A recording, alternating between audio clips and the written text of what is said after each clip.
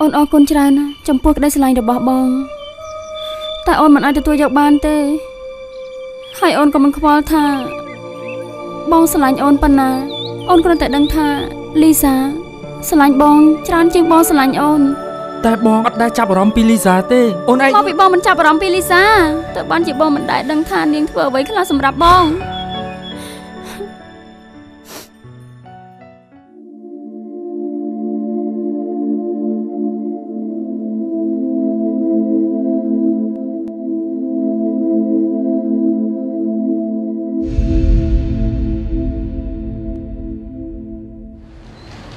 គ្នាសប្បាយចិត្តខ្លាំងណាស់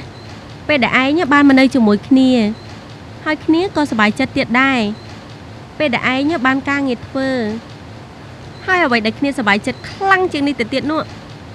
គឺឯងចេញទៅថ្ងៃនេះក៏ប៉ុន្តែគ្នាមិនបានដេញទេណាសុំទោសលីសាហើយញ៉ាំតិចបានទេបងព្រួយបងខ្វល់ចិន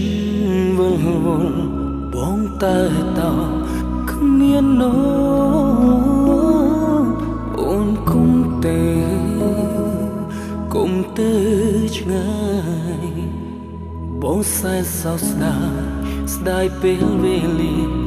កូនឡូ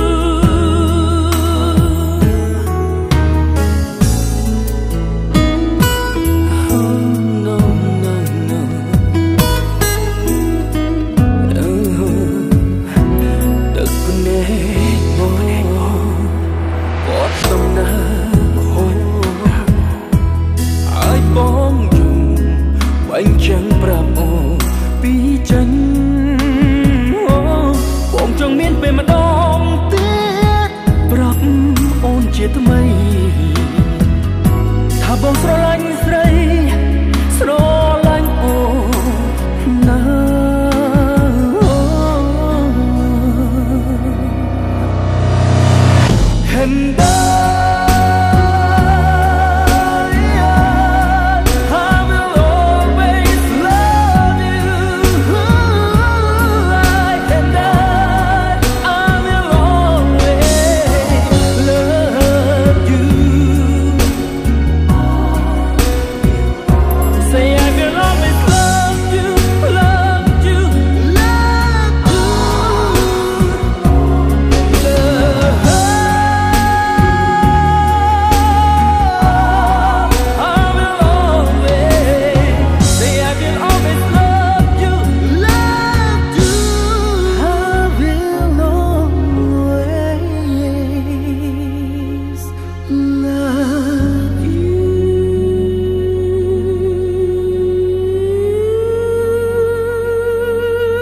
និសាអូនឯងកុំកុហកខ្លួនឯងអូនឯងគិតពីបងបានតែបងដឹងថាអូនឯងអត់អាចដកចិត្តពីបងបានទេដើម្បីសេចក្តីសុខរបស់អាលីសាអូនពិតជាអាចបំភ្លេចបងបាន តើមានមនុស្សប្រមាណអ្នកដែលសុខចិត្តខ្ទប់ដង្ហើមខ្លួនឯងដើម្បីជីវិតអ្នកដទៃហ៎ Hãy